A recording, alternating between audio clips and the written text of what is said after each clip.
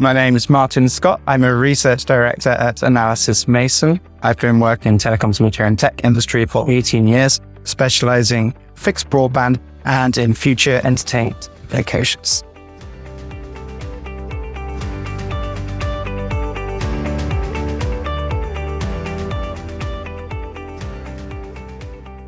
I'm really positive about FTTR as an access technology. It's still relatively early days. We're talking around about 10 million installs. But if you put that in the context of global FTTP rollouts, we've had, say, around 100 million net adds per year. Then that 10 million number actually is quite a significant proportion of net adds. That's primarily in China for now, but we've seen test launches and commercial launches in 4 different continents.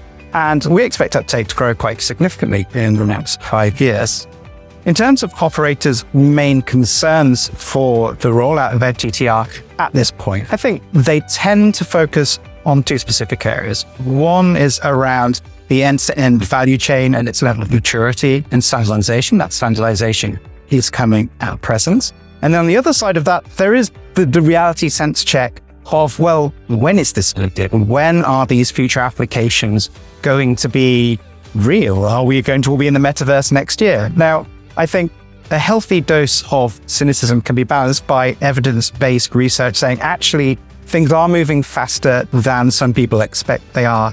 And there's a very real case for moving something beyond a current in-home network architecture paradigm towards solutions like FTTR.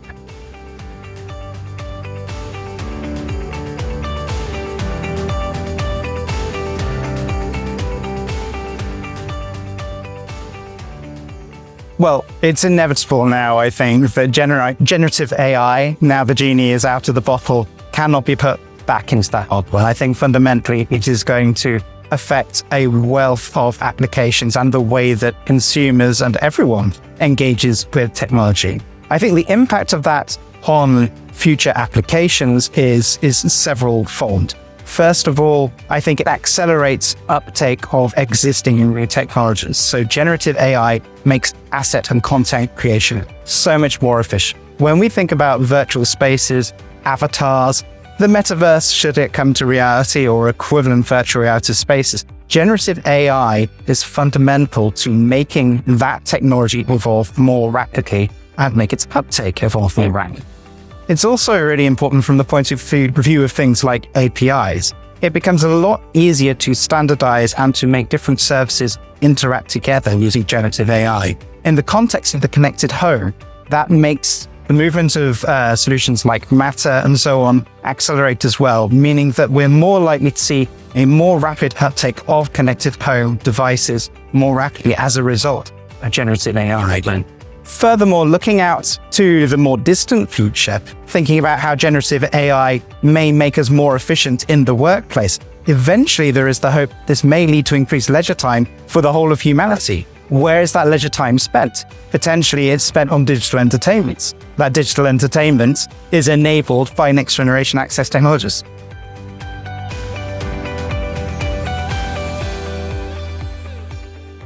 So I think F30 is useful in a number of measures. Firstly, in terms of the amount of simultaneous devices that can be connected to any particular access point. We're talking over 300 devices per room potentially. I think when you're talking about the future of connected home IoT solutions, we're looking at growth from current connected device levels of 10, 15 devices per home to at least that per room, if not more. Depending on the rate of evolution, this could move quite quickly. And so having that high level of reliable connectivity to multiple devices is extremely useful.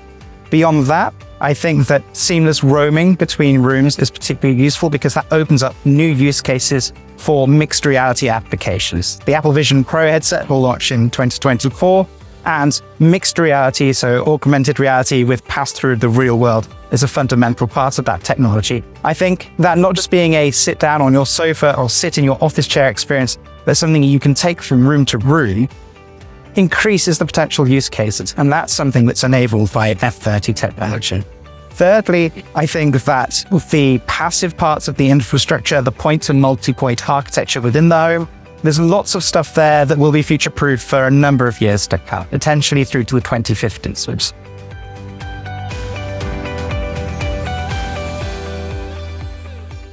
Premium Wi-Fi is essential to the future of good quality broadband experience. And that goes well beyond entertainment, which is at the core of what we frame things around today. If we think about the impact of the pandemic on remote working, Analysis Mason conducted a survey of 20,000 consumers from middle and high-income economies from around the world in 3Q 2023. And in that survey, 24% of adults either work entirely or majority of their time from home. That is a massive connected workforce that need high-speed, reliable connectivity.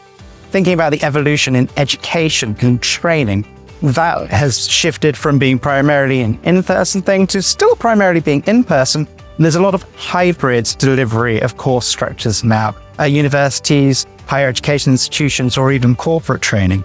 Over time, we're going to see some of that move to AR and VR applications, and that's going to start to require very soon more than 200 megabit per second low latency connectivity, because we're not just talking about on-demand delivery of pre-recorded videos, but real-time interaction in time and space. And that requires better connectivity than we have these days. Beyond that, entertainment is still evolving and is still really important when thinking about the future needs for smart home Wi-Fi. So again, going back to our recent survey, we found that amongst adults aged 18 to 44, 20% of consumers say that they are very interested in trying cloud gaming soon.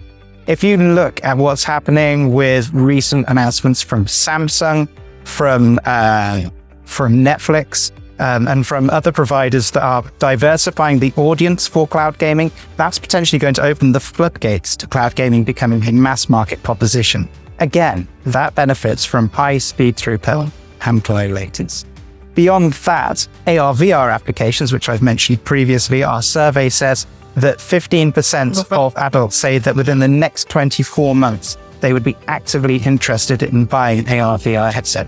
Those are big numbers. If you look at the percentage that say that they're pretty interested, it's a further 27%.